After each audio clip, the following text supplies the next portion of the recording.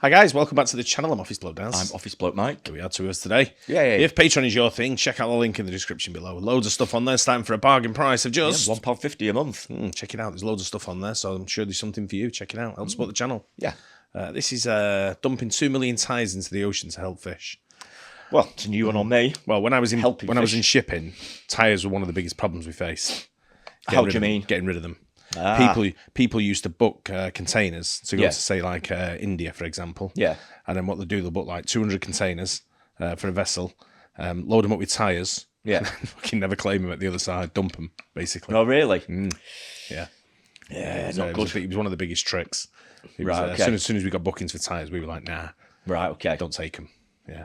It was the biggest trick in the book. Yeah. Yeah. So this is dumping tyres in the ocean to help the fish. Let's see how that's going to help. Yeah. In the depths of the ocean off the coast of Fort Lauderdale, Florida, lies a haunting testament to what happens when good people make terrible decisions. It all started as a grand vision to recycle discarded tires and create an artificial reef to lure new marine life. But after dumping over 2 million tires into the ocean, the artificial reef would soon devolve into an ecological nightmare. As early as the 1960s, artificial reefs were gaining popularity worldwide. With no way to recycle rubber, many countries started experimenting and dumped vast amounts of tires into the ocean to create reefs. The concept of the Osborne Tire Reef took shape in the 70s, emerging as a proposed solution to the mounting landfill waste crisis. Environmentalists and entrepreneurs came up with the idea, believing that it would serve as a sanctuary for marine organisms. Their vision was to create a habitat that would support the underwater ecosystem and lure divers and tourists into exploring its wonders. It was thought to be a win-win situation. The plan would lay the foundation for renewed coral growth and simultaneously address the tire waste issue. The intention behind the reef was noble, and the project garnered support from local authorities and environmental organizations. It even received government funding. A multitude of boat owners volunteered, and the Goodyear Tire and Rubber Company lent a helping hand, providing essential equipment. In 1972, the first bundle was transported to the site. Concrete jacks were placed on the ocean floor within a 50-foot diameter circle to establish the reef's foundations. The tires were bundled together and secured with steel cables and chains, forming interconnected structures intended to mimic the complexity of natural coral reefs. The bundles were then dumped without a strategic plan or placement, scattered across a 35-acre area at a depth of about 70 feet.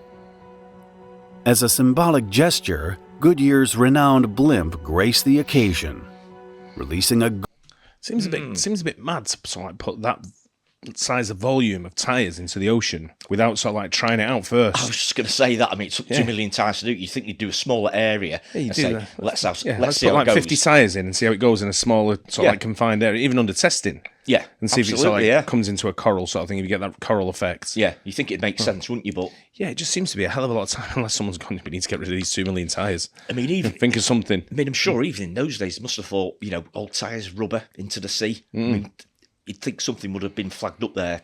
Though it's not particularly going to be good for it. It's not said it's not worked yet, but I'm thinking you would do it, I don't know, sort of like first Test on a smaller scale. Yeah, absolutely, yeah. Gold-colored tire to christen the site where the new reef would thrive.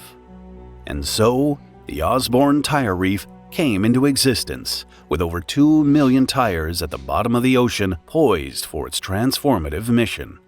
By the 1980s, the dark reality of the ill-fated project began to unfold.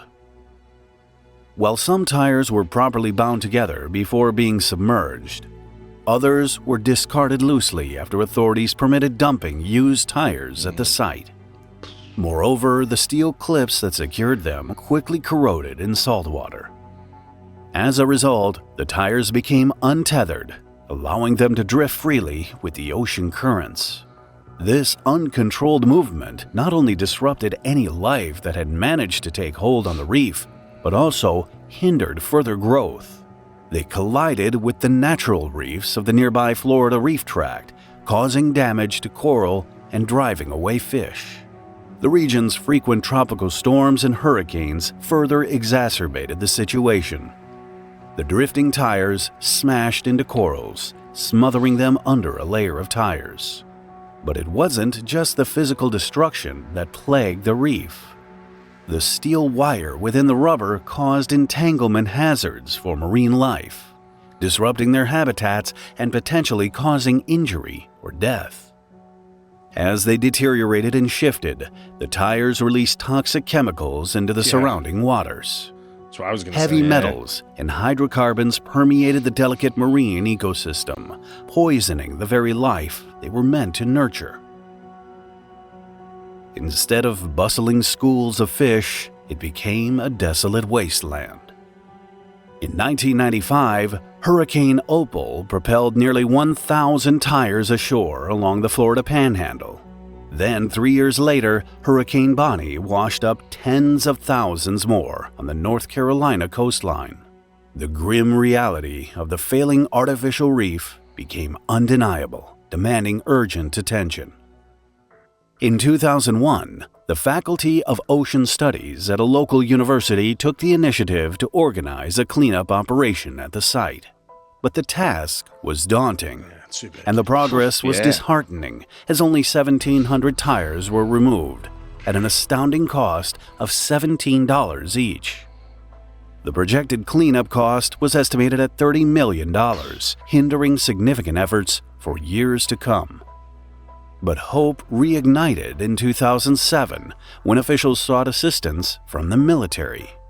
That summer, military divers started the retrieval operation. They bundled and lifted the tires from the ocean floor, transporting them to a recycling facility in Georgia, where they were turned into a tire-derived fuel for a paper mill. In the first month alone, they successfully removed 44,000 tires, and the total count reached over 70,000 by the end of 2009. Despite the efforts, several 100,000 of the estimated 2 million tires still rest in the coastal waters of Florida. As the fight to undo the damages continues, the battle is far from over. Broward County also sued involved parties for environmental damages and cleanup costs. This legal battle is ongoing. The shattered coral reefs, toxic pollution, and desolate underwater landscape bear witness to the irreversible damage caused by the Osborne Tire Reef. Watch this episode next. Wow. That, right? Someone, I wonder what, somebody who authorised that needs to be... what was going through their minds? Really? Sit down a minute, let's have a chat. Yeah. Go, run through it again for me. Get some scientists and, like, what's going to happen to these tyres in, like, 5, 10, 15, 20 years' time? Yeah. You know, but 2 million tyres. It's like I say, I can understand if they'd have done like 15,000 first. Yeah. Or 10,000 or something like that. And look what the results are here. Yeah. The results are incredible. Yeah. And spread it out a little bit. And if it doesn't work, how much is it going to cost to clean it up and remove them all and stuff like that? That's just incredible that someone would allow 2 million tyres to be dumped into the ocean. Mind-blowing. Unless there was something else behind it. Yeah, well, again, if it's big business pushing it and there'd be money involved somewhere along the line. Somebody would have been making a lot of money out of this and they probably were pushing a certain agenda. Someone who needs to get rid of 2 million tyres. Someone who wants to get rid of 2 million tyres. Yeah, absolutely. It's a hell of a lot of tyres, isn't it?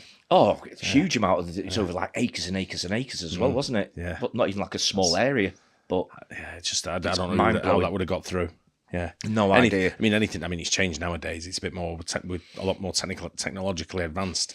I think where these questions will be asked. Yeah, I think they're probably just all recycled these days, aren't they? they? Certainly over here, it's certainly in sort of like I'm going advanced. I'm going countries. back. Well, when before the recycling wasn't an option, you always used to see the big black bellowing smoke coming from some of these burning tyres. People used to put them on bonfires and all sorts. It's the only way to get rid of them. Yeah, that's right. Yeah. But that's just absolutely mind-blowing. That is absurd. Honestly. Things like can get approved. Yeah, madness. Yeah, enjoy stories like that though. Yeah, it's interesting. Very interesting. Yeah. Hope you guys enjoyed it as well. Don't forget to like and subscribe. We'll see you on the next one. Cheers.